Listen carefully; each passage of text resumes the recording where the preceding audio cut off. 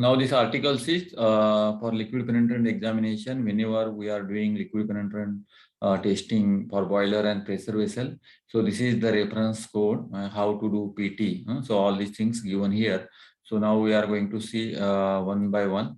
Now the general 620. The liquid penetrant examination method is an effective means of detecting discontinuities which are open to the surface of non-porous material and other materials. Means porous material means the material having small number of holes are there. So that material for that porous material we are not doing liquid penetrant testing because capillary action and is not possible in that material. So this liquid penetrant testing we are doing on material, all material except porous material. Okay, and the typically discontinuity detectable by this method are cracks, seams, slabs, cold shut, lamination, and porosity. If they are present on the surface. So this is only surface technique, not subsurface or near surface. Then 621 written procedure requirements. Similarly, all NDT methods here, liquid penetrant testing also, liquid penetrant examination shall be performed in accordance with written procedure. So without procedure, we can't do magnetic particle testing, ultrasonic testing, and this liquid penetrant testing also. And the procedure contains the requirement listed in table 621.1. We will see that table, what's given there. So we are going to see directly here. Come here again. This is the requirement of liquid penetrant examination procedure. So these are the requirements on left side. Right side essential variable, and here also non-essential variable. So essential variable means the parameters or variables. If we are changing, if they're changing, that means sensitivity of test will change or quality of test will change. So that is the essential variable. So any changes in essential variable, we need to demonstrate the procedure, and if demonstration is successful, we can say yes. And any changes in non-essential variables, demonstration is not necessary. Only we need to include the things whatever we changed in non-essential variable, and revision we need to give it, and that is the sufficient. So we'll see one by one what is the requirement exactly here. Identification of and any change in type, family, group of penetrant material, including developer emulsifier. So number one thing, please remember this penetrant material. That all material should be from one family. Number one, we can't use developer from other company, penetrant from other company. No, that all chemicals should be from one manufacturer. This is number one.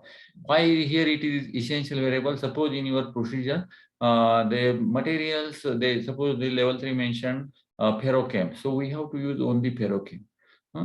So that's why it is essential variable. So first, whenever you are doing penetrant testing, first go through procedure, see chemical brands, or we can say PT consumable brands. So according to that brand only, we will select the bottles.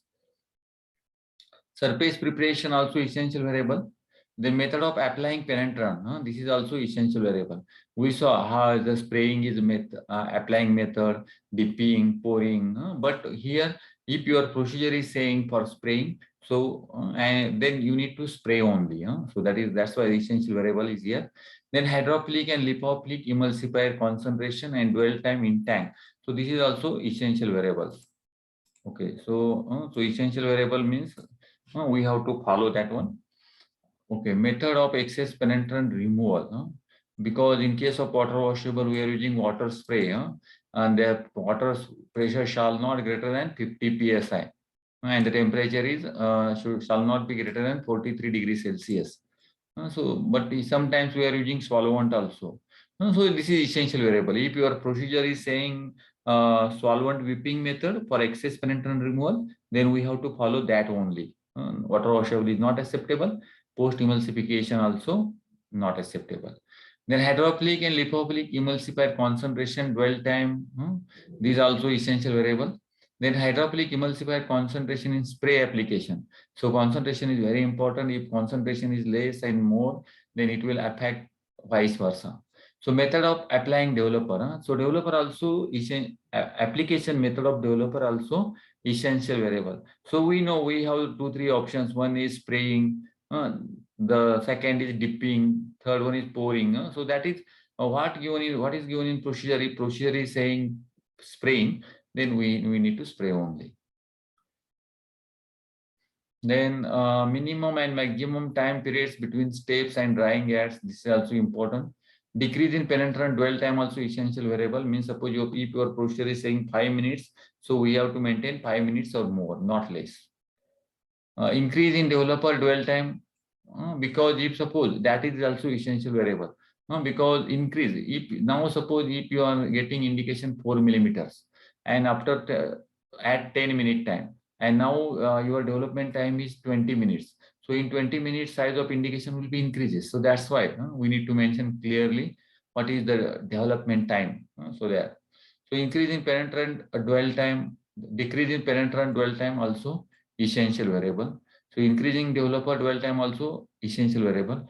Minimum light intensity also essential variable, that is 1076 lux. Surface temperature, generally this is the range 5 to 52 degrees Celsius. If outside of this range, then it is essential variable. Performance demonstration whenever required. Some qualification requirement also, that is non-essential. Performance is essential. So material shape size to be examined and extend, that is non-essential.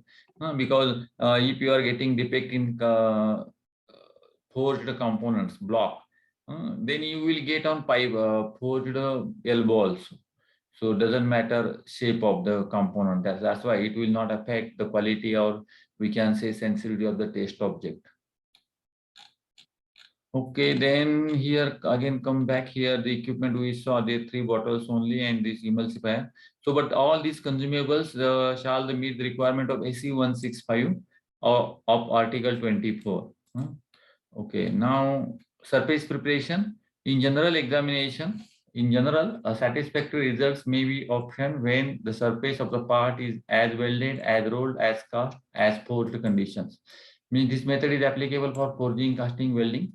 Surface preparation by grinding, machining, and other method may be necessary. Now, prior to each liquid penetrant examination, the surface to be examined all adjacent area within at least 25 mm shall be dry and free from dirt, grease, lint, scale, welding plugs, weld spatter, paint, oil, and other extraneous matter that could obscure the surface openings and otherwise interfere with the examination. Typically cleaning agents which may be used are detergent, organic solvent. This is the solutions we have to use to remove the paint and scaling. So that's given here, because cleaning solvent shall not remove that descaling. Then drying after preparation, after cleaning, drying of the surface to be examined shall be accomplished by normal evaporation or with both hot and cold air. A minimum period of time shall be established to ensure that the cleaning solution has evaporated prior to application of penetrant. Okay, this is important. Now here techniques, there are 3 techniques: water washable, post emulsifying, and solvent removable. Now this technique, that is the based on how we are removing the excess penetrant removal. If we are using directly water spray, then water washable. If you are removing the excess penetrant with the help of emulsifier, then post emulsifying. And solvent removable means after dwell time, we are just removing the excess penetrant with some little damp solvent cloth. So that is the solvent removable. Now technique temperature range is given here. So what is standard temperature range? 5 to 52 degrees Celsius. So whenever you are doing liquid penetrant testing, then temperature should be between 5 degree to 52 degrees Celsius. Some non-standard also is given. If outside of that 5 to 52, so that's given in mandatory appendix 3.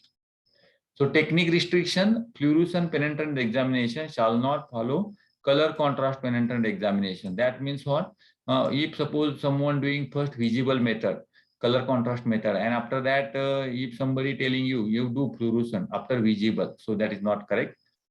First, if you want, you can do first fluorescent and you can do second visible, if it is necessary. But don't do like this, first visible and then fluorescent, because in acidic, the acid in visible dye that acid will kill the fluorescence. So that's why we are not doing second operation in fluorescence. So if you want, you can do first step fluorescence. So this calibration, light meter, both visible and fluorescent black light meter, shall be calibrated at least once a year or whenever meter has been repaired. If meter have not been used for 1 year or more, calibration shall be done before being used. Okay, means suppose someone is not used for 1 year, then also we have to do calibration before use. The penetrant may be applied by a suitable means such as dipping, spraying, brushing. So the dwell time, the minimum penetration dwell time shall be required. Okay, there is table as qualified by demonstration for specific application. The maximum dwell time shall not exceed 2 hours. So please remember these things. Okay, then excess penetrant removal after the specified penetration dwell time has elapsed. Any penetrant remaining on the surface shall be removed and taking care to minimize removal of penetrant from discontinuities. So this water washable penetrant, excess water washable penetrant shall be removed with water spray. The water spray, the water pressure shall not exceed 50 psi. So please remember that 50 psi. If suppose the pressure is more than 50 psi, there are chances to remove the penetrant from defect also discontinuity. So that pressure should be as less as possible. Temperature range also given, it shall not be greater than 43 degrees Celsius. This post-emulsification penetrant, one is lipophilic, that is oil-based, and second is hydrophilic, that is detergent-based. So there's little bit application sequence is there. For example, in lipophilic, after dwell time, we are applying oil-based emulsifier, that is known as lipophilic emulsifier. And then emulsification time, after emulsification time, we are just applying the spray, water spray. In case of hydrophilic, after dwell time, we are removing the penetrant from surface, whatever possible. All penetrant from examination surface will not remove. After that, what we are doing, whatever possible, we are removing. After that, we will apply emulsifier, detergent paste. And after emulsification time, entire solution we will remove with the help of water. Okay, then this is the hydrophilic emulsifier. So this is dwell time given here. For example, suppose casting and weld, this is the product form, this is the material, and type of discontinuities. For example, if you are looking for lack of fusion in weld product, then minimum dwell time is 5 minutes. But here also notes given, because this 5 minutes when if job temperature between 10 to 52 degrees Celsius. And if your job temperature is between 5 to 10 degree, then we have to make double. Means instead of 5, we will take 10 minutes. So here given for temperature range from 10 degrees Celsius to 52 degrees Celsius, means this table is applicable. And for temperature from 5 degrees Celsius to 10 degrees Celsius, minimum penetrant dwell time shall be 2 times the value listed in table, means 2 times of this. Then now the solvent removable penetrant, excess solvent removable penetrant shall be removed by whipping with clean, dry, lint-free cloth or absorbent paper. Most of the traces will remove, and the remaining traces shall be removed by whipping the surface with cloth or absorbent paper lightly moistened with solvent. Means just a little bit apply solvent on the cotton and just clean it in one direction. Here the warning, flushing the surface with solvent following the application of penetrant prior to developing is prohibited. Means we can't apply directly solvent on the job surface. Now this for water washable penetrant or post emulsifying technique. The surface may be dried by blotting the clean material by using circulating air, provided the temperature of the surface shall not rise to 52 degrees Celsius. So whatever, if you are using dryer to dry the surface after excess penetrant removal, so that temperature, we need to take care of the temperature of the job. It shall not increase greater than 52 degrees Celsius. Developing, then after the drying, we are applying the developer. The developer shall be applied as soon as possible. After penetrant removal, the time interval shall not exceed that established in the procedure. Insufficient coating thickness may not draw the penetrant out of the discontinuities. Conversely, excess coating thickness may mask indication. With color contrast penetrant, only wet developer shall be used. With fluorescent penetrant, wet or dry developer may be used. Dry developer shall be applied only to dry surface by soft brush, hand powder bulb or powder gun. Other means provided the powder is dusted evenly over the entire surface being examined. Wet developer application. Prior to applying suspension type wet developer to the surface, the developer must be thoroughly agitated to ensure adequate dispersion of suspended particles. Aqueous developer application. Aqueous developer may be applied to either wet or dry surfaces. It shall be applied by dipping, brushing, spraying, and other means, provided a thin coating as obtained over the entire surface being examined. Non-aqueous developer shall be applied by spraying, except where safety or restricted access preclude it. Under such condition, developer may be applied by brushing, or for water washable or post-emulsify penetrant, the developer shall be applied to dry surface. Solvent removable penetrant, the developer may be applied as soon as practical after excess penetrant removal. Drying shall be by normal evaporation. Now, developing time for final interpretation begins immediately after the application of dry developer or as soon as a wet developer coating is dry. So, if your developer is dry, then development time will start once your developer application is completed. But for wet developer, development time, because developer will only work when it is in dry condition. So wet condition, it will not work. Then final interpretation shall be made not less than 10 minutes, not more than 60 minutes after the requirement are satisfied unless otherwise specified. Okay, means minimum is 10 minutes, maximum is 60 minutes. So characterizing indication, the type of discontinuities are difficult to evaluate if the penetrant diffuses excessively into the developer. If this condition occurs, close observation of the formation of indication during application of developer may assist in characterizing and determine the extent of indication. Suppose at the beginning stage, you are seeing clearly that is linear indication, but after some times it is rounded because of excess penetrant coming from the defect. So it is rounded now, but in that case also you need to consider that is linear indication, not rounded. That's why your close observation from beginning is very important.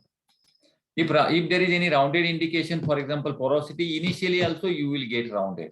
Initially you will not get linear. Color contrast penetrant, the light intensity, the minimum light intensity shall be 1076 lux. How you will ensure? With the help of lux meter. Fluorescent penetrant, with fluorescent penetrant, the process is essentially the same as in table 676.3, with exception that examination is performed. Means whatever the steps, everything is same as visual color contrast penetrant.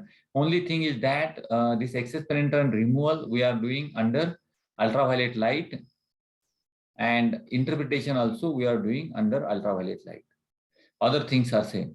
It shall be performed in darkened area with maximum ambient white light intensity, white light level of 21.5 lux measured with calibrated white light meter at the examination area. Examiner shall be in darkened area for at least 5 minutes prior to performing examination. Eye adoption time. The examination area shall be illuminated with UVA light and that operate in the range between 320 nanometer to 400 nanometers. Ultraviolet A light shall achieve a minimum of 1000 microwatt per centimeter square on the surface of the part being examined throughout the examination. This is the ultraviolet light intensity. The UVA light intensity shall be measured with UVA light meter prior to use whenever the light power source is interrupted or changed. So mercury vapor, so this is the UV lamp, mercury vapors arc lamp. Then post-examination cleaning. When the post-examination cleaning is required by the procedure, it should be conducted as soon as practical.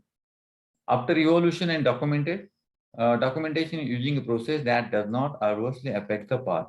So evolution part, all indications shall be evaluated in terms of acceptance standards of referencing code section. Here referencing code section is section 8 division 1 and reference code section is section 5 article 6. Discontinuity at the surface will be indicated by bleed out of penetrant. However, localized surface irregularities due to machining marks and other surface conditions may be produce false indication. Broad area of fluorescent or pigmentation which could mask indication of discontinuities are unacceptable. Such area shall be cleaned and re-examined. If you have doubt, then you have to reprocess it.